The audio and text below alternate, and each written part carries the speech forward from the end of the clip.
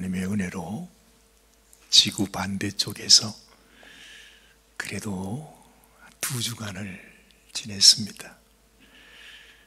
참 지금 와서 생각해 보니까 지금도 낮밤이 바뀌어서 제가 지금 좀 어질어질한데요, 말씀은 제대로 전할 수 있을는지 모르겠습니다.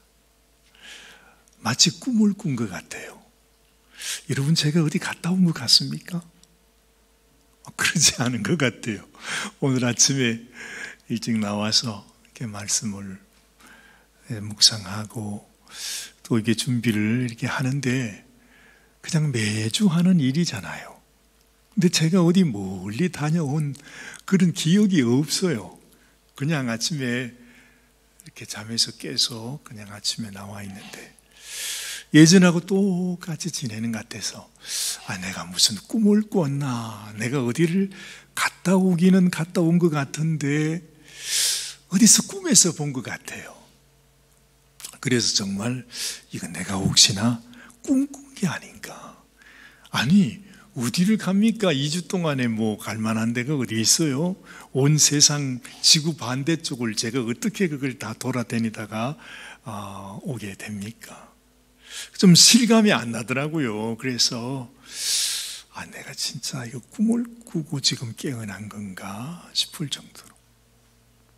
근데 제가 이게 꿈이 아니구나 하는 확실한 증거가 하나 있어요. 제가 아침에 보니까 제게 전화기가 없더라고요. 아니, 세상에 늘 그냥 손에 주머니에 넣고 다니는 전화기가 없어졌어. 아니, 전화기가 도대체 어디 있지? 가만히 생각해 보니까 제가 여행을 다 마치고 이제 돌아오려고 공항에서 내리는 그 순간 우리 정사관님께서 늘 하시는 말씀, 여보 빨리 내려야 돼 하는 그 음성에 순종하느라고 세상에 제가 전화기를 그 버스 뒷주머니 그쪽에다가 탁 넣어놓고는 그냥 내린 거 있잖아요. 아니, 세상에 와서 보니까 전화기가 없는 거예요. 그래서 제 마음속에 꿈은 아니구나, 내가 갔다 오기는 갔다 왔구나 그 생각이 들더라고요. 여러분, 참 인생 허망합니다. 그 전화기가요, 뭐 오래된 전화기라서 별로 아까울 건 없지만은 제가 2주 동안에 사진하면 또 오사진 아닙니까? 참 얼마나 사진을 많이 찍었겠어요. 그동안에 사진 찍었는 것들을 제가 다 지워놓고 갔어요.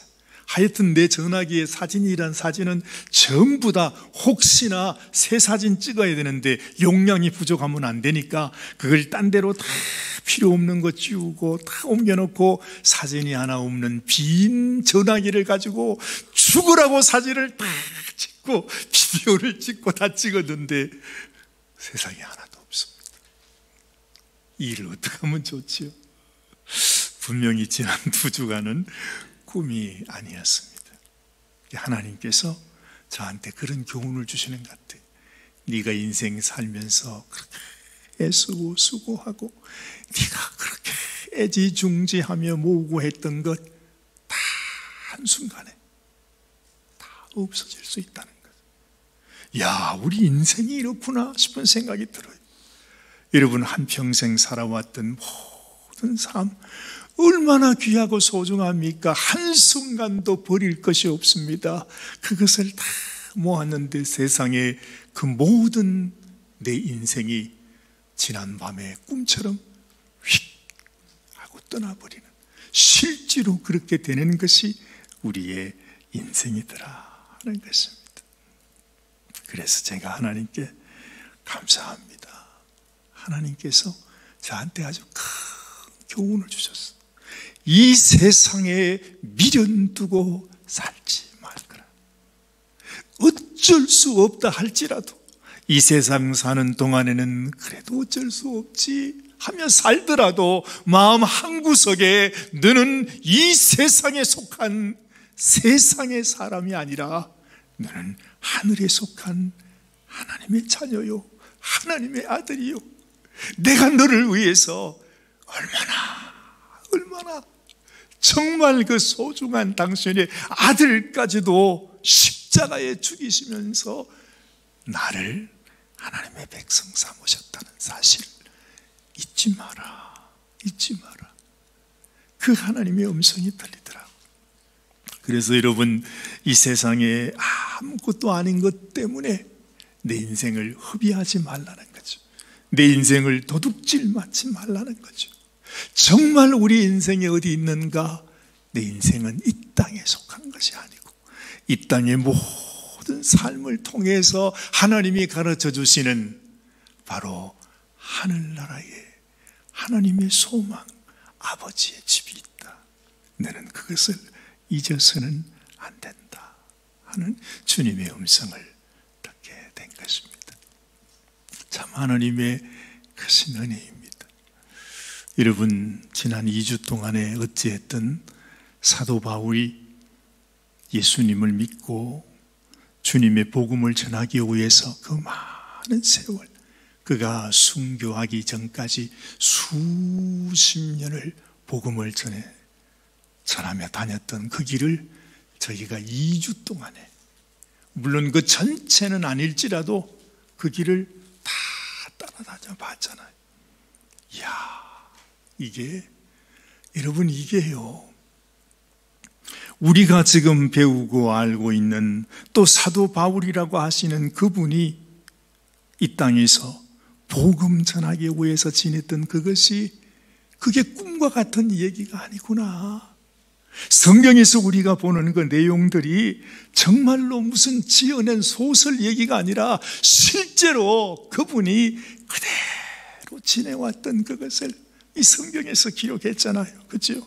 불과 짧은 몇 장의 그 말씀이지만은 그것은 사도 바울의 평생이었습니다.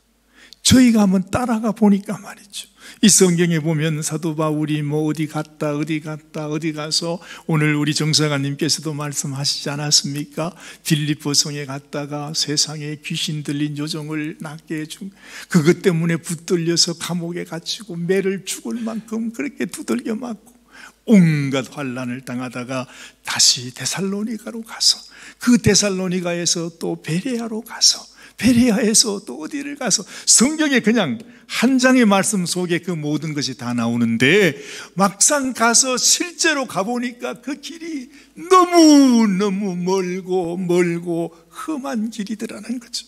그저 이 동네에서, 그저 써니베일에서 산호세 갔다가 산호세에서 길로이 갔다가 길로이에서 또 어디 갔다가 이리 왔더라, 그것이 아니고 실제로 버스를 타고 그 길을 가봤더니 말이죠, 그 한 도시에서 한 도시를 가는데 버스를 타고 가는데도 버스가 그 산을 넘어가는데 말이죠, 버스가 올라가지를 못해. 버스가 그냥 길 하면서 그 높은 산을 그 버스로 가는데 몇 시간 끝도 없어.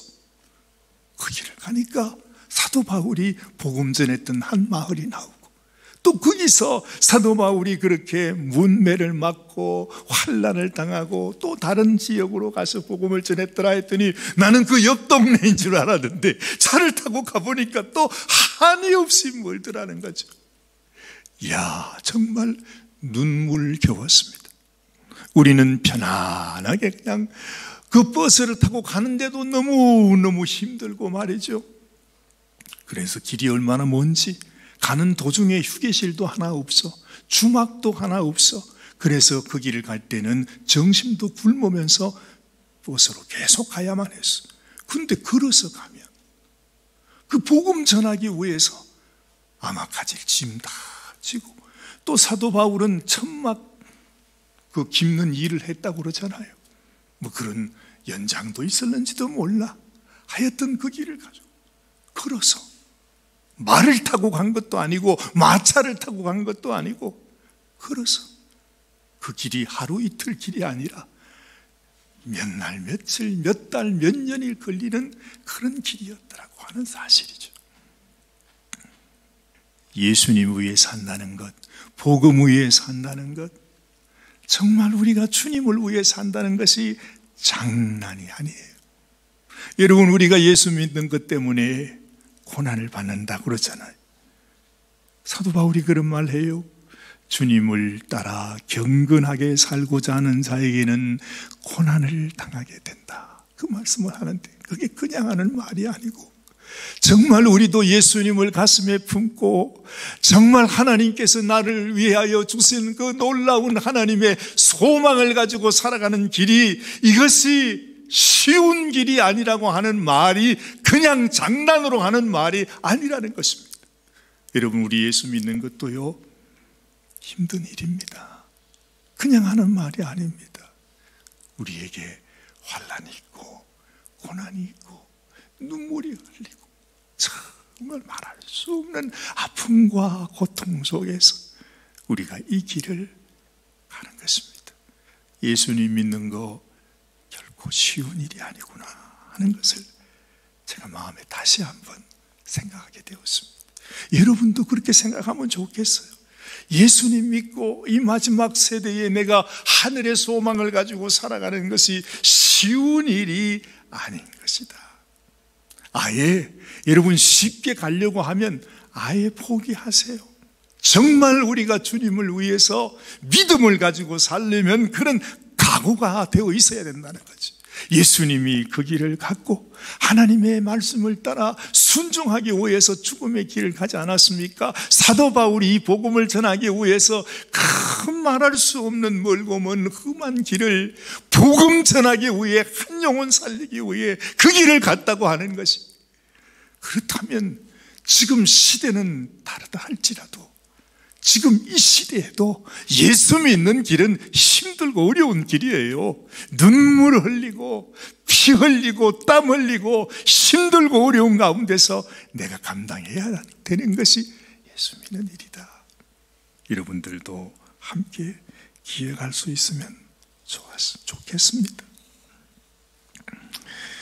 저희들이 떠나오기 바로 전 성경에서는 에베소 교회가 첫 교회로 등장하지 않습니까? 아마도 사도 바울이 에베소 교회를 굉장히 아마 특별한 의미가 있었던 것 같아요, 바울에게.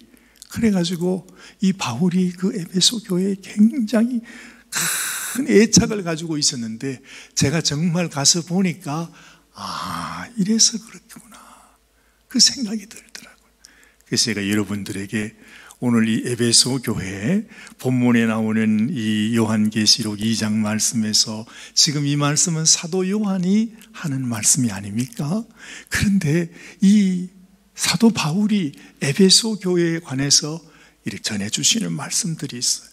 저도 죽으라고 사진을 찍었거든요.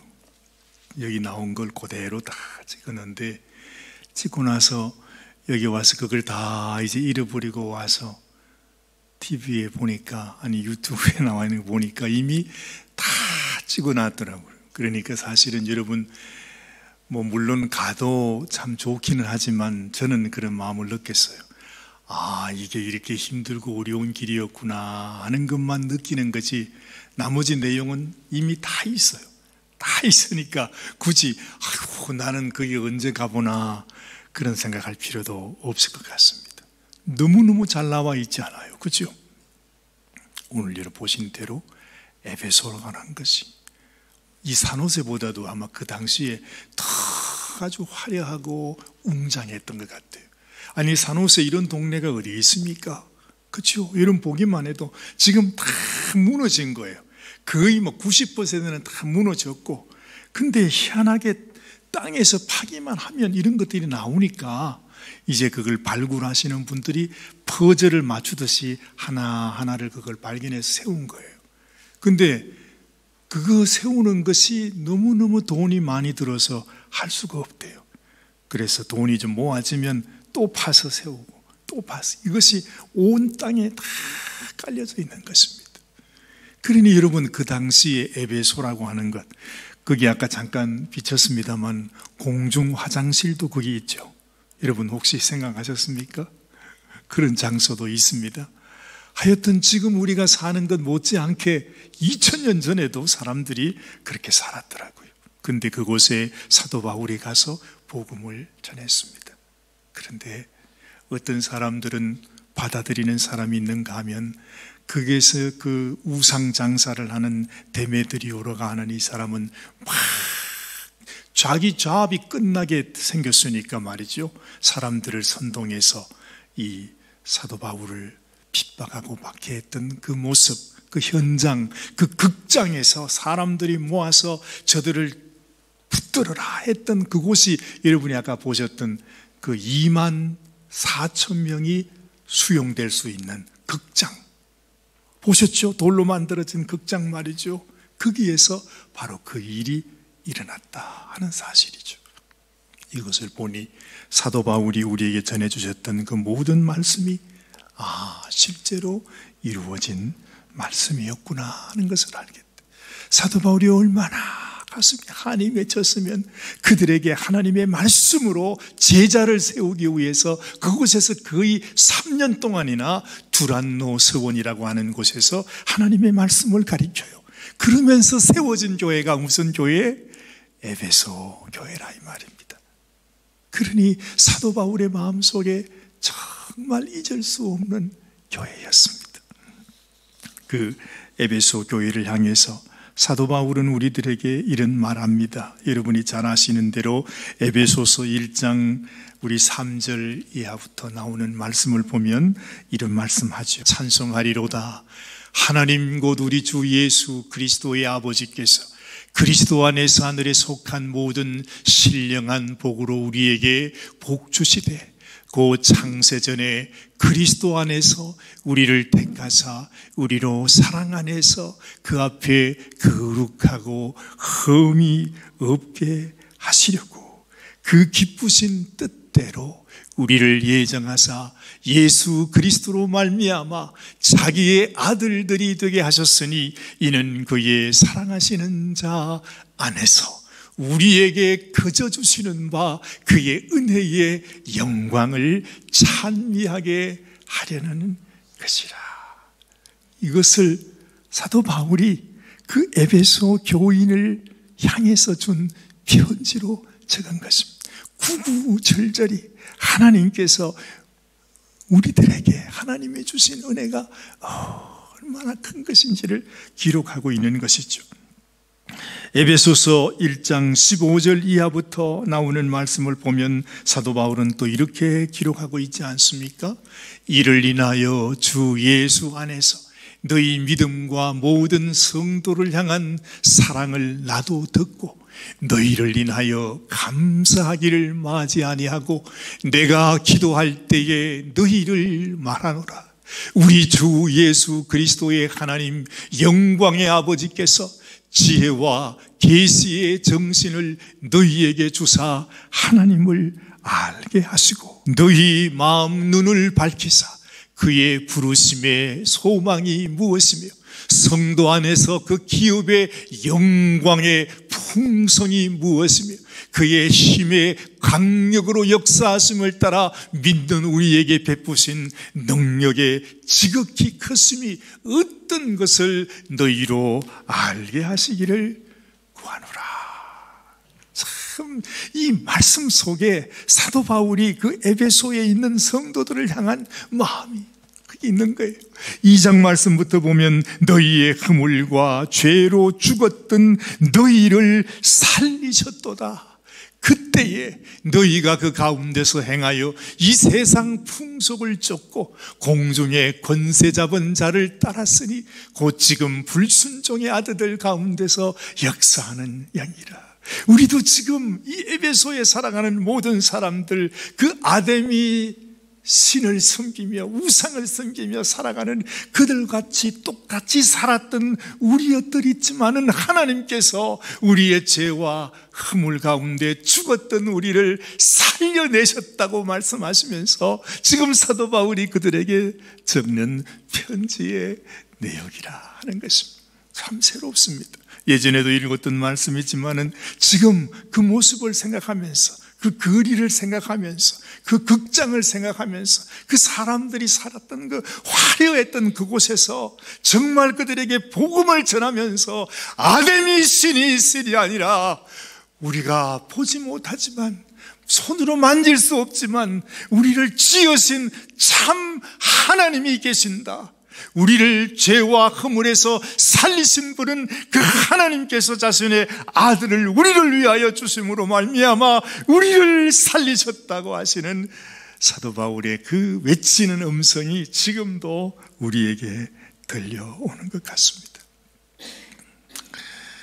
이렇게 사도 바울은 복음을 전했고, 사도 바울의 이 복음 전도로 말미암아 에베소 교회가, 그 큰 도시 에베소에서 하나님의 교회가 세워지고 정말 하나님 앞에 가장 칭찬받는 교회가 되지 않았습니다. 오늘 본문 말씀에 보십시오. 요한계시록 2장 1절부터 본문 말씀은 이렇게 나타납니다. 에베소 교회의 사자에게 편지하기를 오른손에 7 별을 붙잡고 7 금촛대 사이에 다니시는 이가 가라사대. 그래요. 이분이 누구십니까? 바로 예수님이시죠. 내가 너의 행위와 수고와 네 인내를 알고 또 악한 자들을 용납지 아니한 것과 자칭 사도라 하되 아닌 자들을 시험하되 그 거짓된 것을 네가 드러낸 것과 또 네가 참고 내 이름을 위하여 견디고 게으르지 아니한 것을 아노라. 그러나 너를 책망할 것이 있다. 너를 책망할 것이 있나니 너의 처음 사랑을 버렸느니라. 그렇게 말씀하고 있지 않습니다.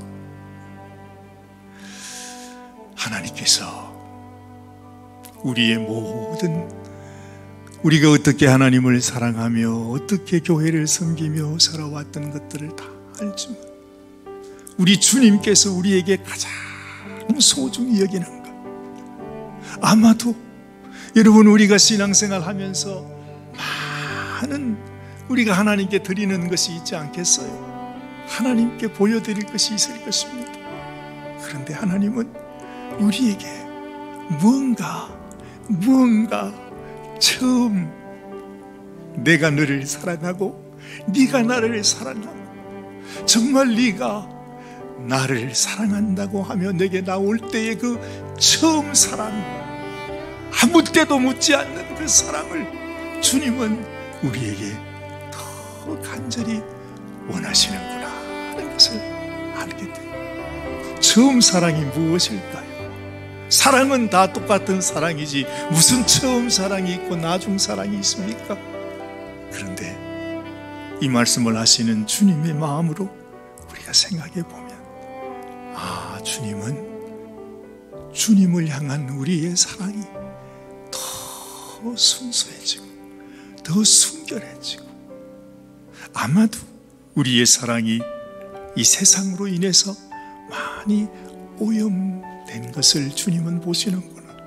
우리의 사랑이 여전히 예전처럼 내가 주님을 사랑한다 고백하고 사랑한다 찬양도 하지만 내 사랑이 왠지 주님이 보실 때에 그건 내가 너에게 너와 함께 나누었던 처음 사랑이 아니구나.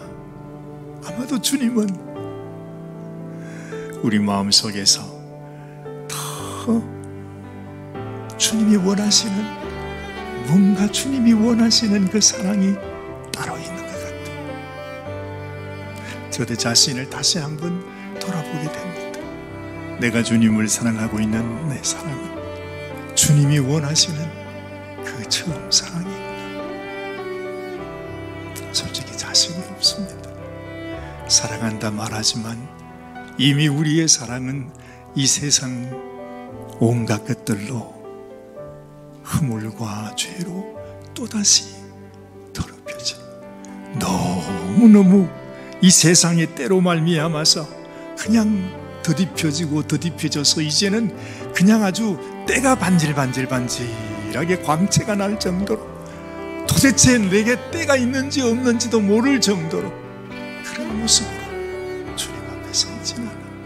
그래서 주님께서 내가 너의 눈물도 알고 인내도 알고 너의 수고도 알고 너의 사랑도 알지만은, 그러나 네 가운데 있는 그 첫사랑, 나는 그걸 원한다. 우리 주님이 우리의 신랑이시니까요, 아마 그렇게 요구하실 수 있으시겠죠. 여러분도 주님 앞에서, 주님, 내가 그저 주님을 사랑한다 고백하는 것으로 끝나는 것이 아니라, 내가 주님을 정말 주님이 나를 사랑하셨던 그 첫사랑을 회복하는, 그래서 주님의 마음에 기쁨을 드리는 그런 믿음, 그런 사랑을 허락하여 주옵소서. 하나님 앞에 기도하는 귀한 이 시간이 되시기를 바랍니다. 하나님 아버지, 그렇습니다. 사도 요한의 입술을 통해서 우리 주님이 우리에게 주시는 말씀은, 너희가 어디에서 떨어진 것을 생각하고 회개하여 처음 행위를 가지라. 만일 그리하지 아니하고 회개치 아니하면 내가 네게 임하여 내 촛대를 그 자리에서 옮기리라 하시는 주님의 그 애절한 음성을 다시 듣습니다. 하나님 아버지, 주님께서 우리를 보실 때에 얼마나 우리의 사랑이 주님이 원하셨던 처음 사랑이 되지 못하고, 그만 이 세상의 온갖 것들, 온갖 세상의 욕심과 죄악으로 물들어 버린 그런 모습으로 주님 앞에 나가고 있지는 않은지, 우리 자신을 다시 한번 돌아보면서, 하나님, 정말 이 마지막 때 온갖 죄악과 온갖 세상의 모든 악한 문화들로 그냥 가득 채워져 버린 세상 속에서 우리의 처음 사랑을 지키고 주님 앞에 그 사랑으로 고백하며, 진실로 예수님으로 인하여서 환난과 고난과 시련, 그 모든 아픔도 저희들이 넉넉히 감당하며 사랑하는 모든 성도들이 되게 하여 주시옵소서. 오늘도 우리를 사랑하시고, 너희는 나의 신부라, 너의 첫사랑을 회복해라, 어디에서 떨어졌는지 생각해보고 다시 돌아서거라, 나를 사랑하거라, 내 사랑 안에 거하거라 하시는 우리 주님의 말씀 안에서 주님 앞에 나가게 하여 주시옵소서. 우리 주님 예수님의 귀하신 이름 의지하여 간절히 기도드리옵나이다. 아멘, 아멘.